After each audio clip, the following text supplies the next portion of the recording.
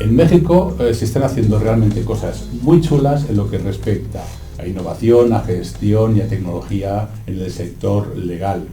No sé si será por la influencia del país del vecino de arriba, pero hay proyectos incipientes y otros más desarrollados que nos están llamando mucha atención. El feedback que nos llega realmente es muy positivo, muy constructivo, y nos consta que ellos también tienen su foco, los expertos, puestos en lo que hacemos en España.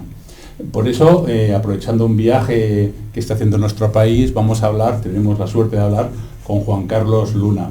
¿Qué tal, Juan Carlos? ¿Qué tal? Buenas tardes. Os cuento, Juan Carlos es director legal de Lowit y de Logistic. Lowit es el brazo, digamos, más consultor, más legal de un proyecto muy vinculado a la tecnología, a la gestión en el sector legal. Y Logistic es su brazo tecnológico, por llamarlo así. Os cuento lo que dice su Twitter, me parece realmente relevante, para ser exactos. Estamos en la era de la práctica legal basada en datos. Cuéntanos en Pitch Elevator en un minuto cuál es vuestra labor en vuestro país y qué receptividad estáis viendo que tienen los despachos, grandes despachos, pequeños despachos y asesorías jurídicas internas. Con mucho gusto. Realmente lo que estamos haciendo es reaccionar y tratar de ser muy proactivos en una región que está sintiendo, como dices, esa presión de transformarse dentro de la industria legal y de atender esa disrupción que estamos viendo en el sector. Y lo que hacemos específicamente nosotros es ayudar a dar los elementos, la consultoría y las herramientas más adecuadas para que los despachos de abogados y los abogados de jurídicos de empresas realmente sean más eficientes y más efectivos al desarrollar sus labores. Es una manera de que esos procesos realmente tengan mejores resultados, favorezcan la gestión hacia el beneficio del cliente, utilizando todo lo que está ahorita, yo no diría de moda, sino es una realidad a la cual todos tenemos que brincar y adaptarnos, que es la innovación, la tecnología y el fenómeno de disrupción.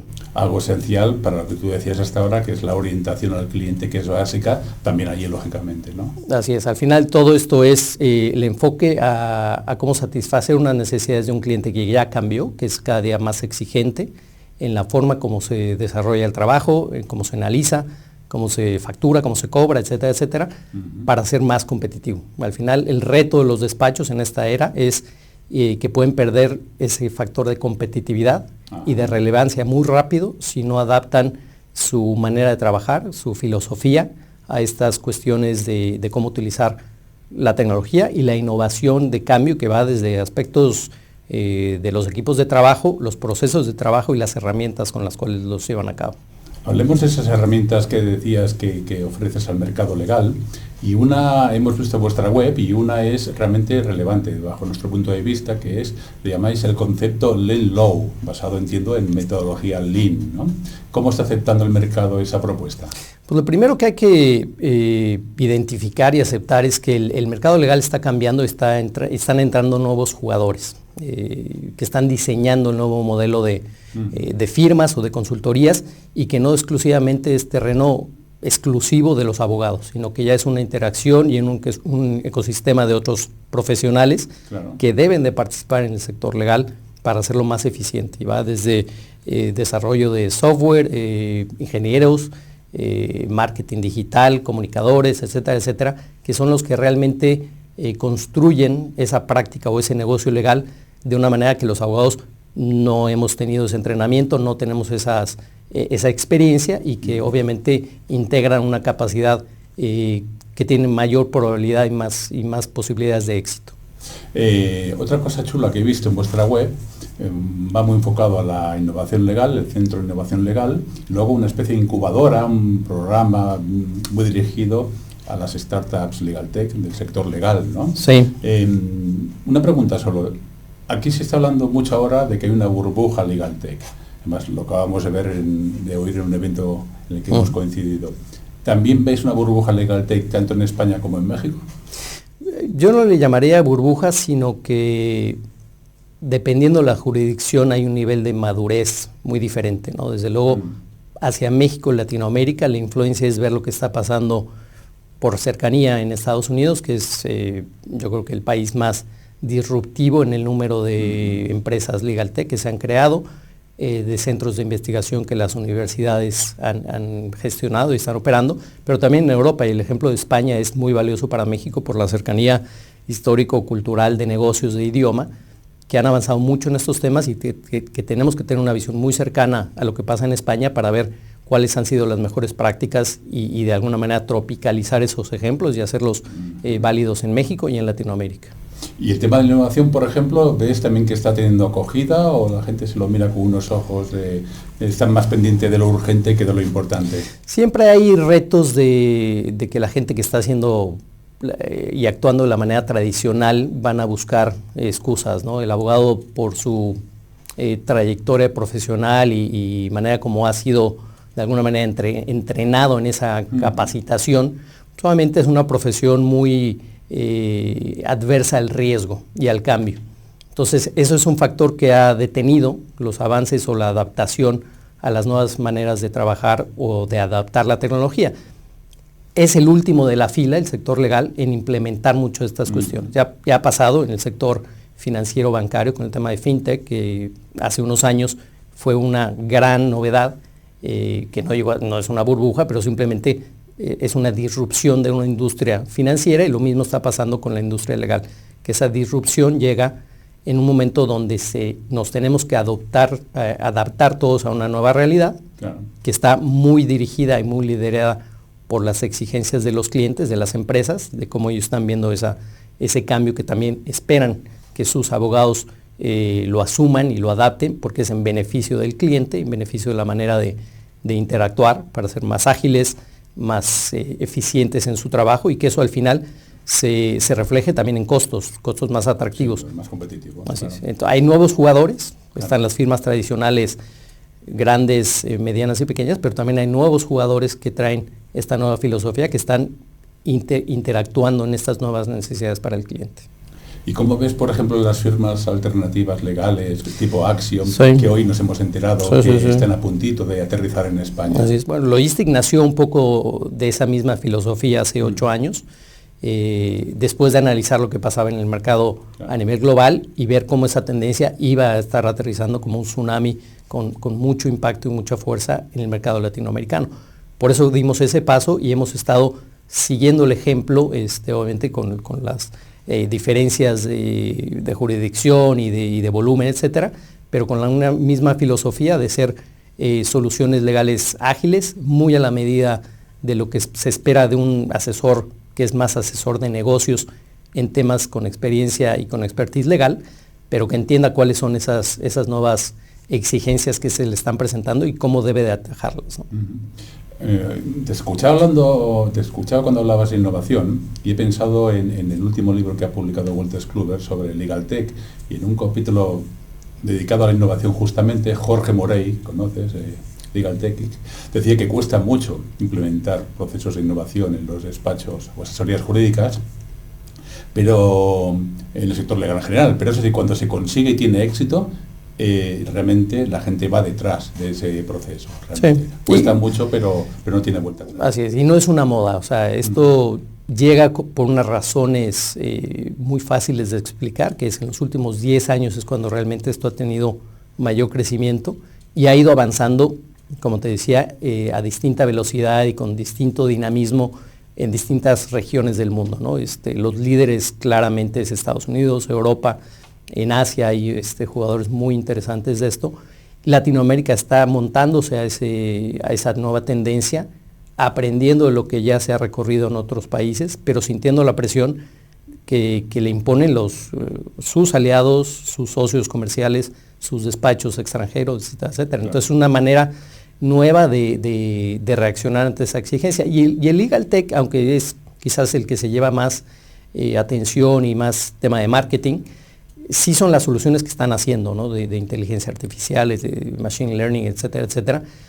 Pero lo que hay que darse cuenta es que hay tantas y están saliendo tan rápido que hay que conocer ese mercado para ver realmente que se convierta no en un problema de decisión, sino en un andamiaje que realmente sea el escalonar adecuadamente cuáles son lo más adecuado para cada quien, ¿no? Porque depende mucho si es una firma grande o un despacho pequeño o una empresa de distinta industria. Claro. Tienen que ser trajes a la medida y debe de haber gente experta o que puedan ayudar a hacer esa transición.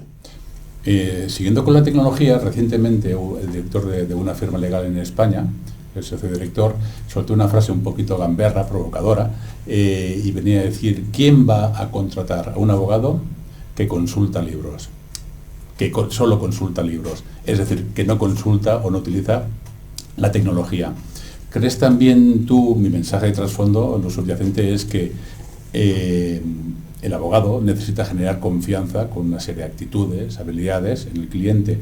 La tecnología, el uso de la tecnología en el despacho se está convirtiendo también en un factor que genere confianza en un potencial cliente cada vez más digitalizado. Por supuesto, sin duda alguna es. Y hay cierta reticencia de algunos sectores de decir, bueno, el abogado no lo va a reemplazar los robots, que es uno de los temas, ¿no? Pero sin embargo hay ciertas tareas que sí más vale que la reemplace cierta tecnología, porque si no dejas de ser competitivo. Entonces, estas herramientas son, de alguna manera, herramientas que hacen que el abogado sea y trabaje en una dimensión superior a la anticuada o a la que estaba acostumbrado. Entonces, el que no lo haga corre el riesgo de perder esa relevancia en el mercado a nivel de ventajas competitivas. Queda en evidencia también ante los clientes, porque en cualquier proceso legal hay una serie de pasos, y esa serie de pasos se pueden eficientar gracias a procesos de innovación o a procesos de implementar tecnología que la hagan más rápido y más barato. Entonces, cuando un cliente empieza a comparar entre esas dos opciones, uno que sí la tiene y una que no, se va a dar cuenta que al final la mejor compra va a ser el que le da un servicio integral utilizando los mejores mecanismos. Es como los doctores. Habrá doctores muy buenos que no conozcan las nuevas tecnologías para operar, etcétera, etcétera, o para diagnosticar, y esos van a dejar de ser competitivos. Nada quita el fenómeno de la sabiduría y la experiencia, pero sí es un ingrediente fundamental que operen bajo nuevos esquemas de eficiencia. Sin duda alguna. Y ya terminamos. En México organizasteis una exitosa cita, que ya fue la segunda, vais a por la tercera el año que viene, que es el México Legal Summit. Hablarnos un poquito, bueno, tuvimos la suerte, la gran fortuna de ser partner de España. Hablarnos de cifras, de conclusiones de ese evento. Y primero que nada, muy agradecido al apoyo que nos diste, y como te digo, ese vínculo con España para nosotros es sensacional por las experiencias tan valiosas que nos proveen.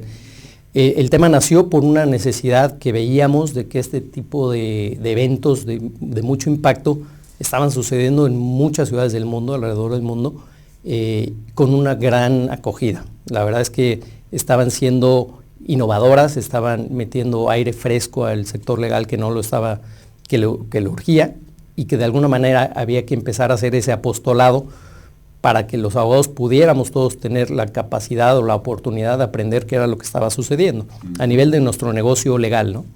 Y ver cuáles eran las grandes tendencias, cuáles son las implementaciones exitosas o las diferencias que se han dado en los países que ya van un poco más avanzados. Al llevar esto a México, la verdad es que nos dio una radiografía muy clara de cuáles eran las necesidades que tanto los abogados de despacho como abogados de empresa estaban teniendo. Pudimos traer, o tuvimos la fortuna de traer presentadores internacionales, gente también nacional, y la participación de despachos no nada más de México, sino de Centroamérica. Y eso nos posicionó en poco tiempo, en los 2 primeros eventos que hemos hecho en México, como el lugar al que de alguna manera hay que estar, porque es la manera de exponer estas grandes tecnologías o estas grandes soluciones o estas grandes innovaciones, y cómo responder a la pregunta de cómo hacerlo, cómo dar ese paso de una manera que sea exitosa. Y bueno, sí, como te comentaba, estamos organizando ya el tercer evento anual, que será el 14 de mayo en la Ciudad de México, donde esperamos una participación de 500 abogados de todo el gremio, ¿no? Representando a firmas, asociaciones, colegios, notarios, etcétera, etcétera. El mundo académico, que es fundamental que esté ahí, el mundo judicial, que es importantísimo que ellos conozcan todo lo que está sucediendo, que afecta la tecnología en el tema social, y eso tiene un impacto en la reacción que se debe dar desde el punto de vista legal y regulatorio. Y desde luego la innovación de la operación de los despachos y las empresas. Perfecto, oye, pues ya terminamos. Gracias, Juan Carlos. Al contrario, muchas gracias. Por decir tanto y tan bueno. Encantado de estar con ustedes. Gracias.